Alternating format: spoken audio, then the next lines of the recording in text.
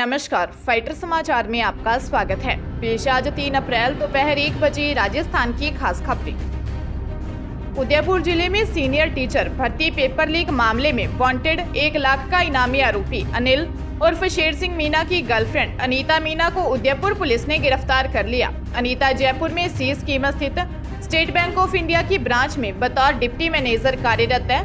अनीता मीना मूलतः झुंझुनू की रहने वाली है, जिसे जयपुर से गिरफ्तार किया है। उदयपुर एसपी विकास शर्मा ने बताया कि अनीता शेर सिंह मीना के साथ लंबे समय से रिलेशनशिप में थी। पेपर लीक मामले में आरोपी अनीता के सहयोग करने की बात सामने आई है। एसपी शर्मा ने बताया कि अनीता के जरिए उसकी और शेर सिंह की प्रॉपर्टी के बारे में जांच की जा रही है। इन्होंने कहां इन्वेस्टमेंट किया, पता लगाया जा रहा है। उदयपुर पुलिस का मानना है कि वांटेड आरोपी शेर सिंह की गर्लफ्रेंड गिरफ्तार होने से अब मामले में आगे की चीजें काफी हद तक क्लियर होने की संभावना है। सीकर में रविवार का दिन पूरी तरह से धार्मिक रहा। जिले के 2 सबसे बड़े मंदिर खाटू श्याम और जीण माता मंदिर में लाखों की संख्या में श्रद्धालुओं ने दर्शन किए। जीण माता मंदिर में करीब 4 लाख भक्त माता के दर्शन करने के लिए पहुंचे। ऐसे में स्थानीय पुलिस के अलावा दूसरे थानों से भी पुलिस जाब्ता तैनात किया गया। वहीं सीकर के खाटू श्याम मंदिर में 7 से 8 लाख श्रद्धालुओं ने बाबा श्याम के दर्शन किए। गौरतलब है कि हाल ही में रामनवमी को जीण माता का चैत्र नवरात्रि का मेला समाप्त हुआ। ऐसे में मंदिर में पूर्णिमा तक भक्तों की भीड़ रहती है।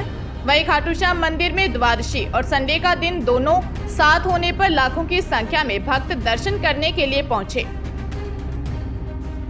अजमेर जिले में 2 करोड़ रुपए की घूस मांगने के मामले में एसओजी की निलंबित एएसपी दिव्या मित्तल को कोर्ट ने 3 दिन के रिमांड पर भेजा है। जोधपुर एसओजी के एडिशनल एसपी कमल तंवर और उनकी टीम दिव्या को लेकर अजमेर पहुंची।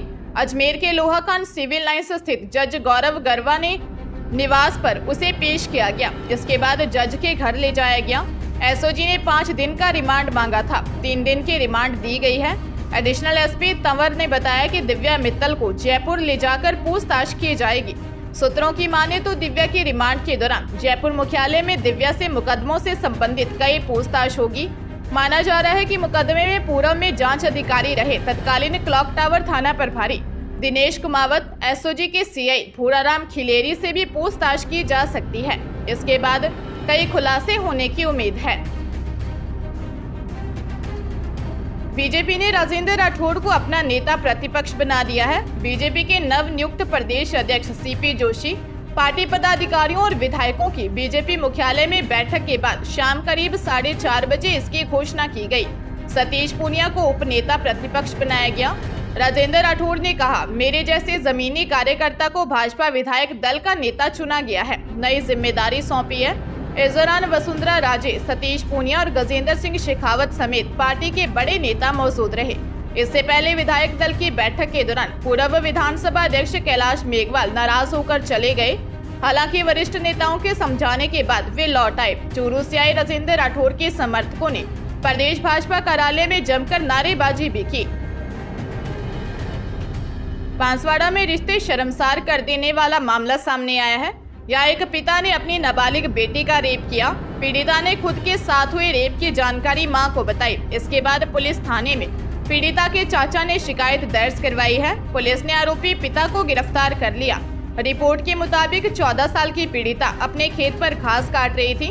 इस दौरान उसके पिता ने उसके साथ दुष्कर्म किया। मां मजदूरी करने गई थी।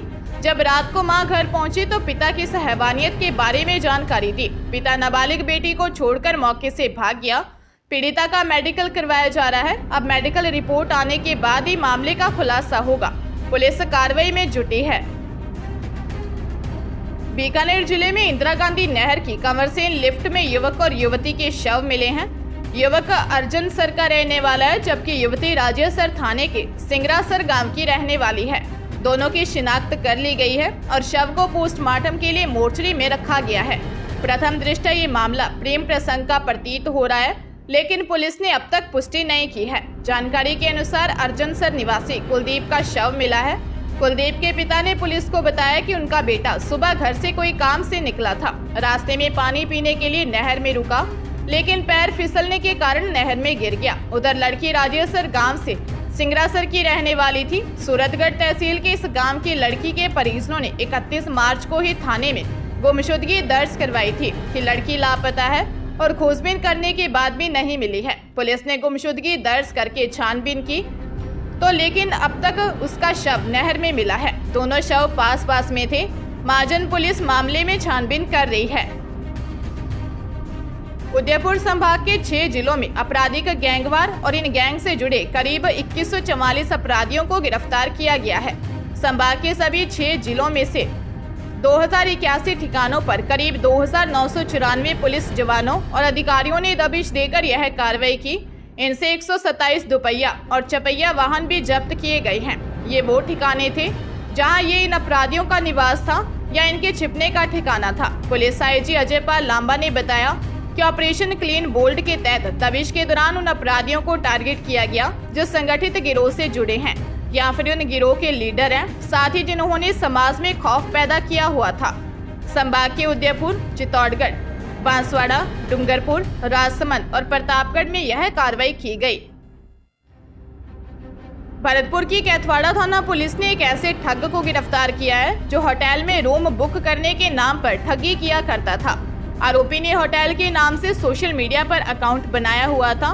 वह लोगों को सस्ते दामों में रूम बुक करने का लालच देता और लोग इसके झांसे में आ जाते, जिसके बाद वह लोगों से ठगी करता। पुलिस को आरोपी के फोन से कई बड़े बड़े होटलों के फोटो भी मिले हैं।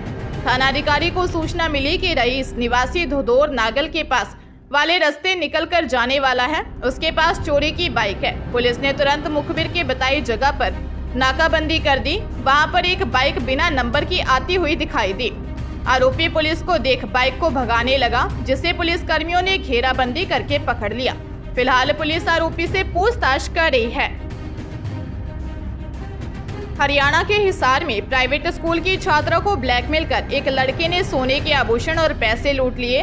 घर से पैसे और गहने गायब होने के बाद माता पिता ने छात्रा से पूछताछ की तो सारी घटना सामने आ गई। छात्रा ने पुलिस को बताया कि 6 महीने पहले टेलीग्राम ऐप पर एक अज्ञात लड़के ने उसके मोबाइल पर मैसेज भेजकर दोस्ती के लिए दबाव बनाया, तब उसे मना कर और टेलीग्राम से ब्लॉक कर दिया। बाद में उसी नंबर से व्हाट्सएप पर मैसेज आया।